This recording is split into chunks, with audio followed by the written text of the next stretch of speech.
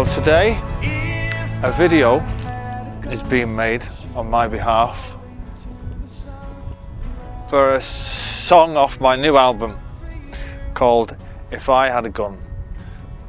The video is part of a trilogy, and this is the prequel to the previous video.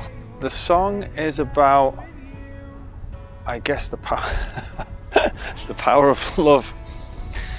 I can't believe I said those words, but there, I said it, and that's what it's about. I'm playing a minister, and a couple are going to get married, but just as a couple are getting married, some guy turns up on a horse and whisks the bride away, and then I kind of leave and get in a truck and drive off somewhere, which is to be continued in the next video.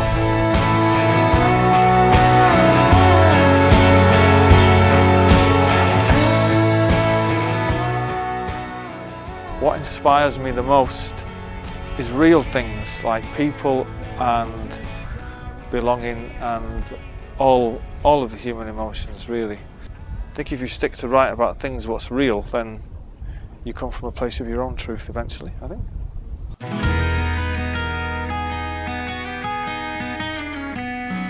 The first time I came to Los Angeles, I was, I think I was like 21, 22, and I was working as part of a road crew for a band. They did two shows, and the first one was in New York and the second was in Los Angeles. And of course, everybody knows who's been to New York. It's like, wow, you know, the big city, it's electric, you know, it's vibrant, it's full of people and skyscrapers and stuff like that. And then 2 days later we landed in Los Angeles and it was all very quiet. And there was nobody around, there was nobody on the streets, and I hated it. I hated this place for years and years and years. And then as soon as I kind of turned 35, I was like, I get it now. The pace of life is much slower. I'm actually a bit disappointed that I've never really moved here, to be honest. I've grown to love it now. I can see why all aging English rock stars end up here. Hopefully one day I'll be like one of those.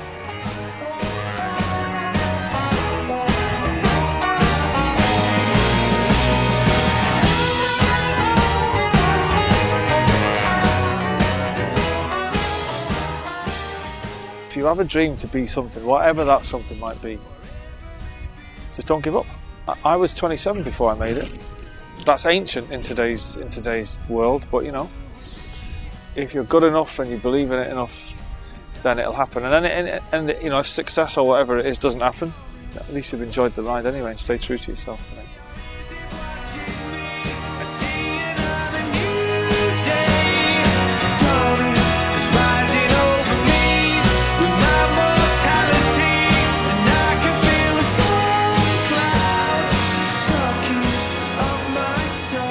Funny thing, you know, sometimes I'll be playing the same two chords forever and nothing happens, and then one day you pick them up and you play them in exactly the same order, and for some reason it sparks something off, and no one's ever been able to define that in words yet.